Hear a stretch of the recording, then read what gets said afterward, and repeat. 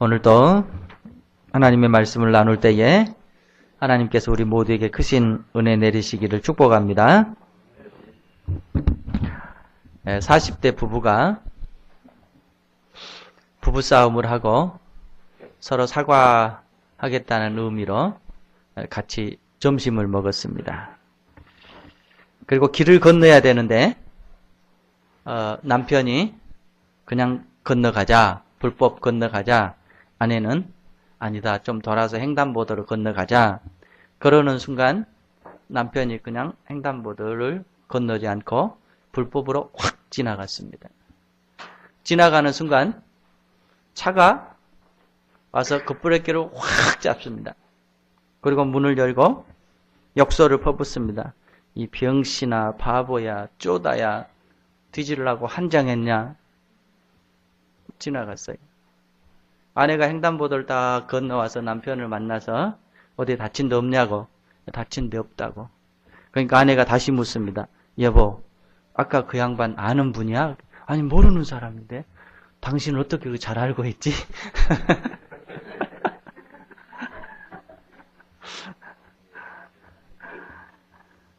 네, 오늘 47장 마지막 부분에 야곱의 인생 순례 또는 삶은 신앙 순례입니다 라는 제목으로 말씀을 서로 나눕니다.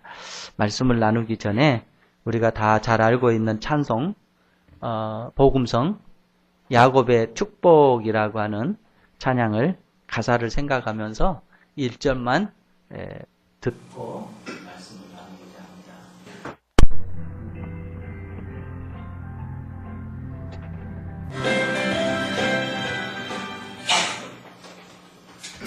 우리가 참 하나님께 영광을 돌리면서 참 은혜를 받는 찬양 가운데 하나라고 생각합니다. 가사를 가만히 이렇게 음미하면요, 야곱의 삶을 정말로 잘 표현해 놨어요. 그래서 설교 전에 찬양을 같이 듣는 시간을 가졌습니다. 야곱 정말로 인생에 파란만장한 삶을 살다 간 사람이 야곱입니다. 성경의 모든 인물들이 다 그렇습니다만은 그 누구보다도 정말로 천국과 지옥을 이렇게 왔다 갔다 하는 삶을 살았던 사람이 야곱입니다. 애굽으로 이주를 했어요. 그리고 잃어버렸던 아들 총리 요셉의 도움으로 그곳에서 17년간의 또 타지의 삶을 삽니다. 하지만 147년 야곱의 삶을 가만히 되돌아보면 그래도 가장 아름다운 시절이 있었다라고 한다면 노년에 지금 애굽 땅에 와서 살아가는 삶이 아니었나 생각이 됩니다. 야곱은 오늘 본문 말씀에 의하면 자기의 삶을 통틀어서 아주 중요한 세 가지의 삶을 우리에게 보여주고 있습니다. 이것은 야곱 생애의 전 삶이기도 하고요. 어쩌면 총정리이기도 하고요. 우리 삶의 가장 중요한 요소라고도 생각이 되어집니다. 그래서 오늘은 세 가지를 여러분과 함께 생각하겠습니다. 먼저 첫 번째는요, 27절에 나와 있습니다. 우리 27절을 같이 한번 읽어보십시다. 이스라엘 족속이 애굽 고센 땅에 거주하며 거기서 생업을 얻어 생육하고 번성하였더라. 여기에 보면은요, 흉년의 삶이었어요. 온 나라가, 온 고을이 다 흉년으로 그야말로 죽어가고 있는 시대였습니다. 그런데 27절 말씀에 보면 거기, 그러니까 애굽으로 이사해서 생업을 얻어서 거기서 생육하고 번성하였더라. 여기에 생육하고 번성하였다고 하는 말씀이 나옵니다. 우리는 보통 그렇게 생각합니다. 하나님을 믿는 사람이었기 때문에 하나님의 축복으로 야곱이 생육하고 번성하였다. 별로 의미를 두지 않는 경향이 있습니다. 그런데요, 야곱의 삶을 진짜로 되돌아보면은요, 그가 생육하고 번성했을까? 그러진 않아요. 야곱의 삶을 잠깐 되돌아볼게요. 야곱은 둘째로 태어났습니다. 그런데 쌍둥이로 태어났어요. 그러니까 형 에서의 발목을 잡고 태어났습니다. 형이 가지는 그 축복권 때문에 아주 쓰고 수고했습니다. 하나님께서 내게 이 축복권을 줬다면, 그런데 받을 수 없는 축복권이었어요.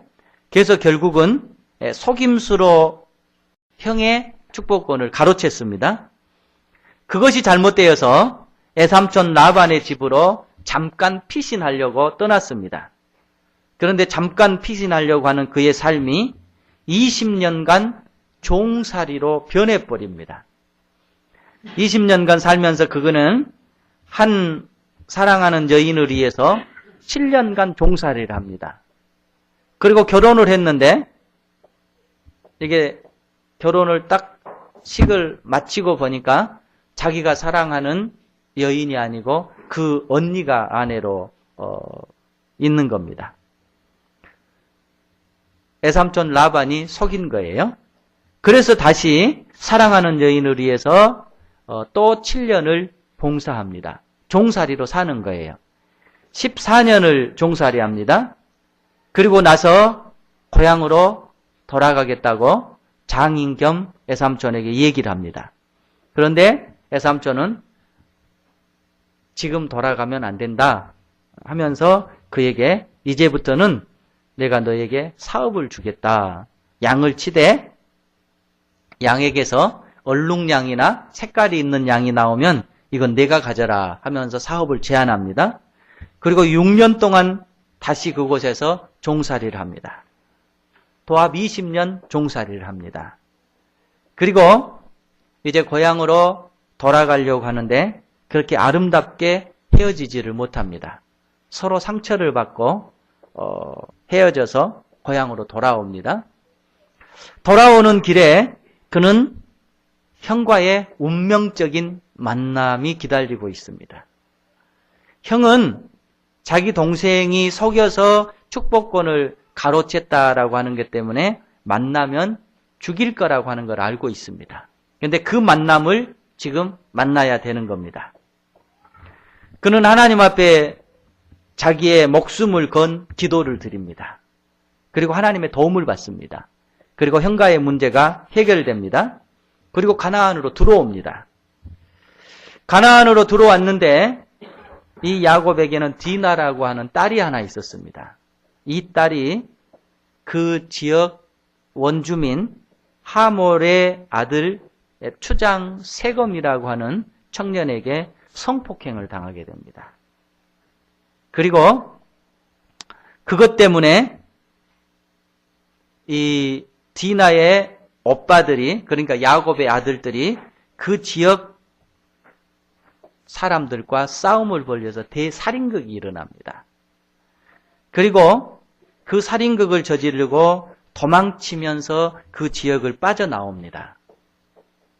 그리고 빠져나오는 과정 가운데 12번째 아들 베냐민이 야곱에게 태어납니다. 그런데 태어나는 순간 베냐민의 어머니 라헬은 산고로 또 죽음을 맞습니다. 그리고 가나안에 들어와서 정착을 하며 살다가 11번째 아들 요셉을 어쩌면 장자로 세웠는데 그가 들판에서 사라져 버립니다. 형들은 얘기를 합니다. 그가 죽었다고, 짐승에게 물려서 죽었다고 얘기를 합니다. 그러니까 야곱의 삶을 보면은 정말로 우리 인간이 살면서 겪어야 되는 모든 질고를 다 겪는 삶을 살았습니다. 그리고 22년 후에 노년에 그는 다시 애굽으로 건너가서 전혀 다른 문화 속에서 삶을 개척하고 있습니다. 그런데 그 삶을 성경은 뭐라고 얘기하냐면 생육하고 번성했다라고 표현을 하고 있습니다. 그러니까 우리가 생각한 대로요, 하나님의 은혜 때문에 모든 것이 잘 풀렸고 모든 것이 잘 진행돼서 생육하고 번성했다, 그런 의미가 아닙니다. 우리는 예수 믿으면 생육하고 번성한다라고 하는 것을 알고 있습니다. 그리고 또 생육하고 번성하기를 바랍니다. 여기에 생육하고 번성한다라고 하는 말은 피상적으로 우리가 생각한 대로 하나님이 은혜를 주셔서 모든 것이 잘 풀리고 잘 됐다, 그런 얘기가 아니고요. 오히려 하나님의 은혜를 받고 하나님의 은혜에 의지해서 자기의 어려운 삶을 개척해 나가면서 최선의 삶을 살았다, 이런 의미입니다. 그러니까 여러분, 이 말씀은 우리에게 얼마나 힘이 되고 얼마나 용기가 되는지 모릅니다.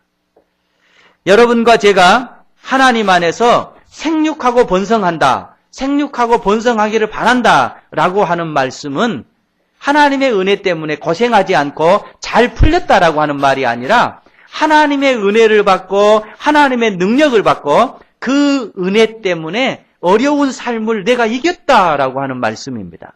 내 힘든 삶을 내가 개척해 나갔다라고 하는 말입니다. 온갖 풍파와 온갖 비바람을 맞았지만 결국 쓰러지지 아니하고 꿋꿋하게 서서 하나님의 살아계심을 모든 사람들에게 증거했다고 하는 말씀이기도 합니다. 바라기는 야곱처럼 저와 여러분들이 지금 힘든 삶을 살아나가고 어려운 삶을 살아나간다고 할지라도 하나님의 은혜 때문에 여러분의 삶을 이기고 여러분의 삶을 극복하고 여러분의 삶이 결국 하나님의 영광을 나타내는 삶이 되기를 축복합니다. 제가 언젠가 한번 말씀드렸던 것 같아요. 이 영어를 쓰는 사람들은 물어요. 서바이브 할 거냐, 드라이브 할 거냐. 여기 이게 VIVE를 써가지고 이제 그 언어적인 유희를 하는 거예요. 서바이브라고 하는 것은 그저 생존한다라고 하는 뜻입니다. 그러니까 생존을 위해서 허덕인다라고 하는 뜻이에요. 드라이브라고 하는 것은 번성한다, 번창한다, 이런 뜻입니다. 그러니까 겨우 생존을 위해서 내 삶을 걸고 그런 자세로 살아갈 거냐, 아니면 하나님의 은혜를 받아서 기쁨을 가지고 능력을 가지고 자기의 삶을 이기면서 나아갈 거냐, 삶의 자세를 얘기하고 있는 거예요. 또 하나 있어요. endure 할 거냐, enjoy 할 거냐. 이거는 n을 가지고 언어적 유희를 하는 거죠. endure는 그저 자기네 삶을 아주 고통스러운 것을 감내하면서 아이고 힘들어 하면서 살아가는 자세입니다. 그런가 하면 그 힘듦을 극복하면서 자기의 삶을 즐기면서 살아가는 것이 enjoy 하는 겁니다. 그래서 참 교회 속에서 이런 말을 잘 씁니다. survive 할 거냐, thrive 할 거냐, endure 할 거냐, enjoy 할 거냐. 여러분, 야곱이 어떻게 보면 그는 정말로 survive 할 상황입니다. 그런데 thrive 했어요. 그는 정말로 자신의 삶을 endure 해야 되는 상황인데 그는 enjoy 했어요. 이게 생육하고 번성한다라고 하는 표현입니다. 여러분이 신앙생활을 하면서 하나님, 내 삶은 하나님께서 말씀하시는 대로 생육하고 번성한다라고 하는 삶인데 왜 이렇게 힘들고 왜 이렇게 고난의 삶입니까? 바꾸실 수 있기를 축복합니다. 생육하고 번성한다는 말이 야곱이 우리에게 잘 보여주고 있습니다. 그는 수많은 비바람을 맞았어요. 수많은 역경과 수많은 환난을 당했습니다. 그러나 그 비바람 때문에 그가 무너져 버린 게 아니었고, 환난 때문에 그가 넘어져 버린 게 아니었고, 어려움 때문에 그가 좌절해 버린 것이 아니었고, 결국은 일어서고 결국은 하나님의 은혜로 뚫고 나아갔다라고 하는 말씀입니다. 우리 모두가 하나님 안에서 생육하고 번성한 삶을 살 수 있기를 축복합니다. 하나님의 은혜입니다. 여러분이 하나님의 은혜를 받았습니다. 예수 그리스도를 하나님께서 여러분에게 주셨습니다. 저에게 주셨습니다. 또한 건강을 주셨습니다. 가정을 주셨습니다. 가족을 주셨습니다.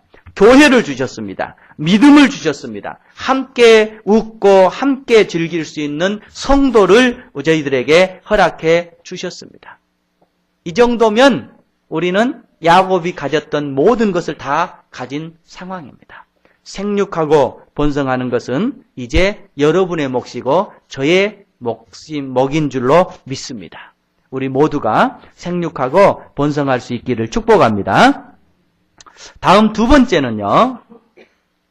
30절에 나와 있습니다. 우리 30절 같이 한번 읽어보십시다. 내가 조상들과 함께 눕거든 너는 나를 애굽에서 메어다가 조상의 묘지에 장사하라. 요셉이 이르되 내가 아버지의 말씀대로 행하리이다. 이제 야곱이 자신의 삶이 다 됐다라고 하는 것을 알게 된 겁니다. 그리고 요셉에게 얘기하기를 너는 내가 내 삶을 마감하거든 죽거든 나를 이 애굽에 장사하지 말고 우리 조상들 선조들이 묻혀있는 가나안 땅에다가 나를 장사해다오. 아주 학답을 받고 있습니다. 히브리 민족은요 원래 유목민입니다. 고향이 없어요. 삶에 자리도 없습니다. 그냥 양 따라서 풀 따라서 돌아다니는 거예요. 그리고 이쪽 골짜기에서 내 삶을 마감했다? 그러면 그냥 거기에 묻히는 거예요. 또 저쪽 골짜기에서 삶을 마감했다? 그럼 또 거기에 묻히는 거예요. 이게 유목민의 삶입니다.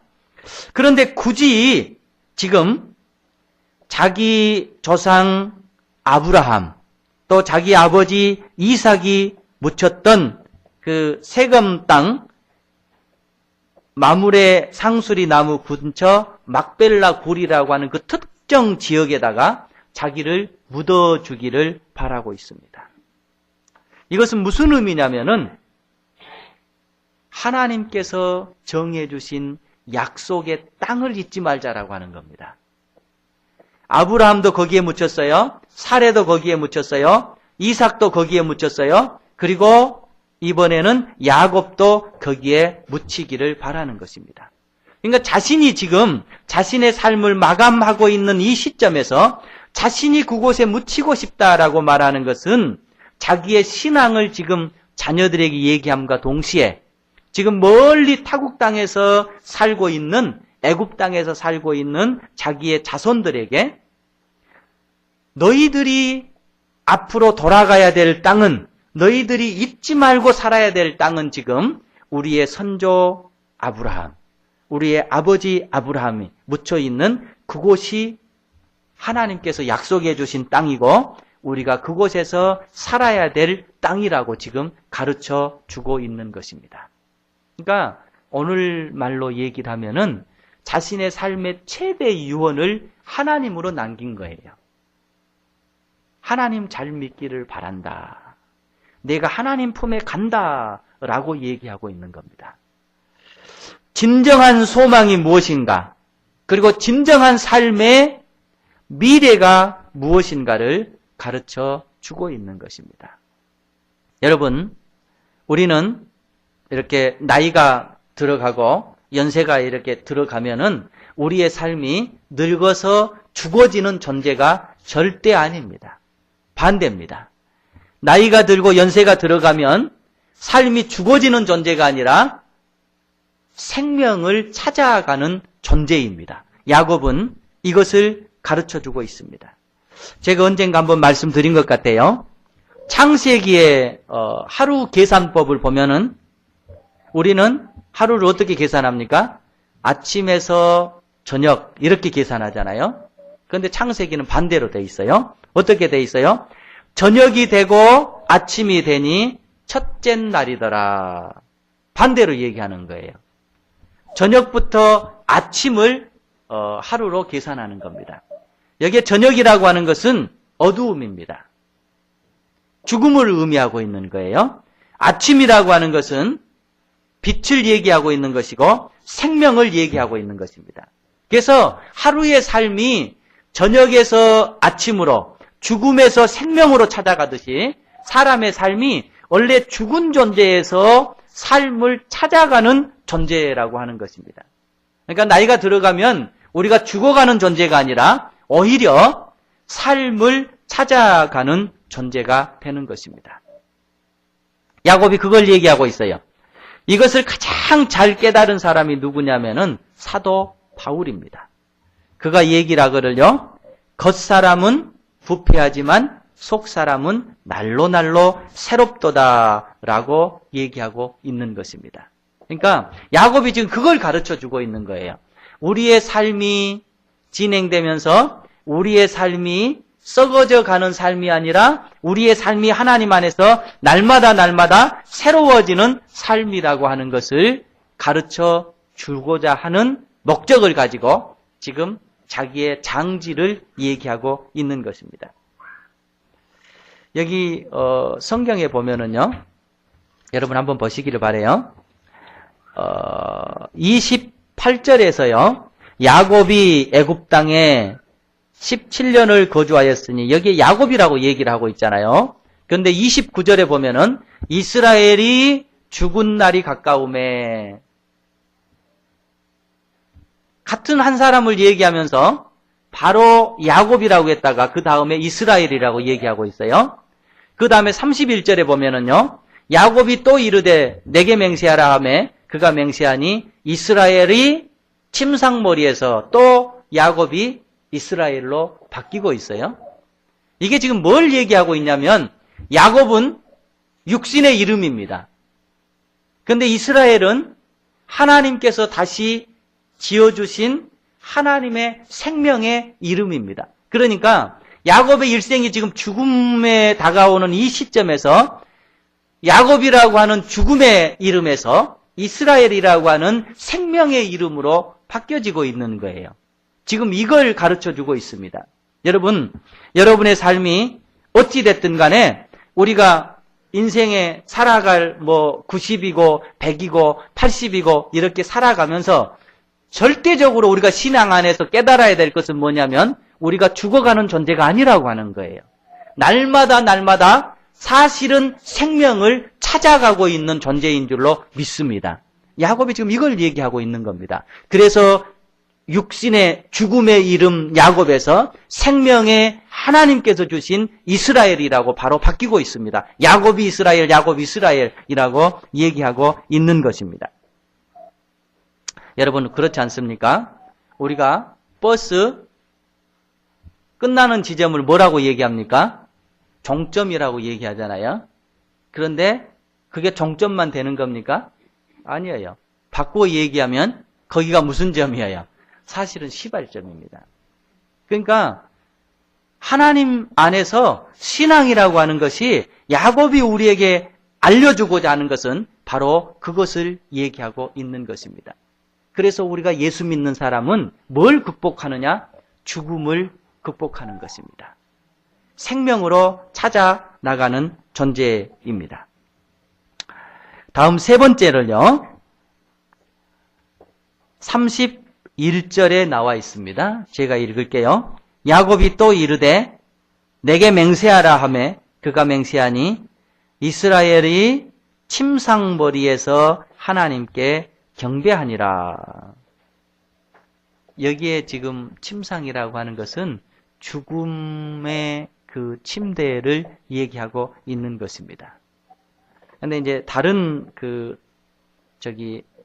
요 부분을 어떻게 해석을 했냐면은 야곱이 지팡이에 기대어서 하나님 앞에 예배를 드렸다. 이렇게 되어 있습니다. 그러니까 자신의 육신의 생명이 다 끝나지는 거예요. 자신의 몸을 가눌 수 없는 형편이 된 거예요. 그런데 그 침상 머리에 누워서 아니면 그 지팡이에 가냘픈 몸을 기대어서 하나님 앞에 예배하고 있는 모습입니다. 우리가 현대를 웰빙 그러잖아요. 웰빙 시대라고 그러잖아요. 건강한 먹거리 잘 먹고 건강한 삶을 살자라고 하는 우리 인류의, 우리 사람들의 꿈이고 소망입니다.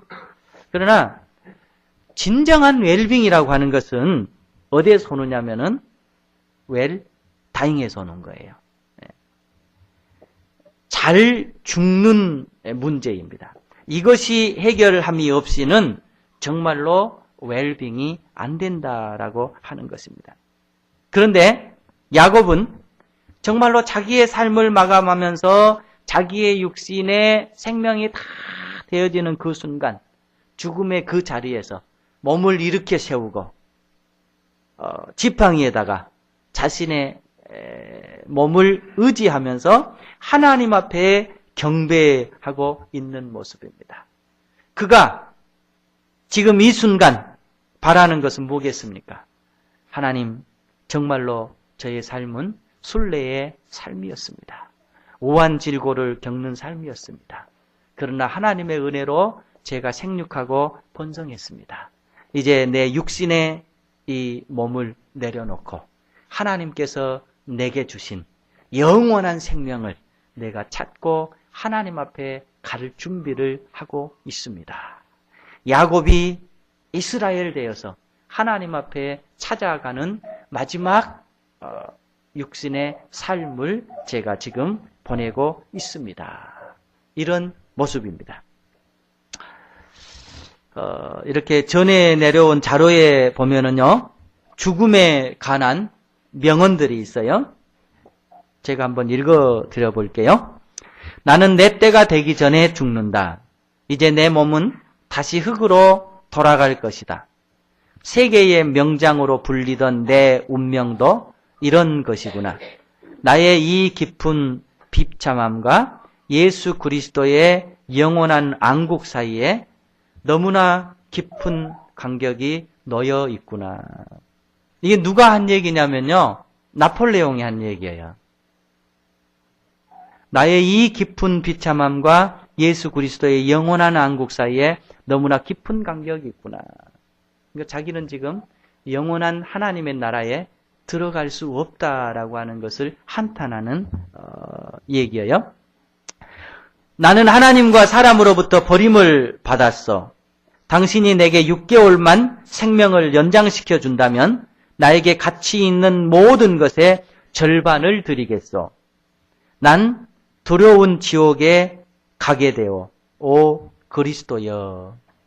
이것은 최고의 지성이라고 하는 프랑스의 볼테르가 한 얘기입니다.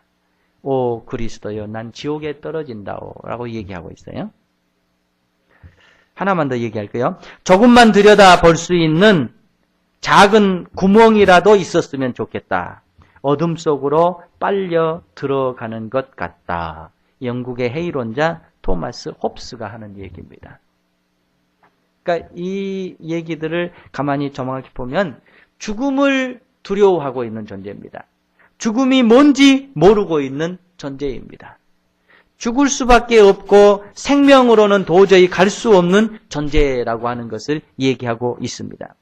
이에 반해서요, 성경에는 전혀 다른 죽음을 얘기하고 있습니다. 사도행전 7장에 보면 스데반이 성령 충만하여 하늘을 우러러 주목하여 하나님의 영광과 및 예수께서 하나님 우편에 서신 것을 보고 말하되 보라 하늘이 열리고 인자가 하나님 우편에 서신 것을 보노라. 그러니까 돌에 맞춰져 죽어가는 그 순간 그는 하늘을 바라보면서 하늘이 열렸다. 예수 그리스도가 나를 바라보고 있다. 예수 그리스도가 나를 보호하고 있다고 죽음의 순간에 승리의 찬가를 부르고 있습니다. 바울은 또 전제와 같이 내가 벌써 부어지고 나의 떠날 시각이 가까웠도다. 나는 선한 싸움을 싸우고 나의 달려갈 길을 마치고 믿음을 지켰으니 이제 후로는 나를 위하여 의의 면류관이 예비되었으므로 주 곧 우러 오신 재판장이 그 날에 내게 주실 것이며 내게만 아니라 주의 나타나심을 사모하는 모든 자에게니라. 이렇게 말씀하고 있습니다. 하나님 안에서 성도가 맞이하는 죽음은 하나님 안에서 성도가 생각하는 죽음에 대한 것은 생명의 출발점이고 생명의 시작이고 죽음은 끝이 아니고 하나님 안에서 영원한 생명을 누리는 시간이라고 확신에 차 있습니다. 야곱이 지금 그런 모습을 우리에게 보여주고 있습니다.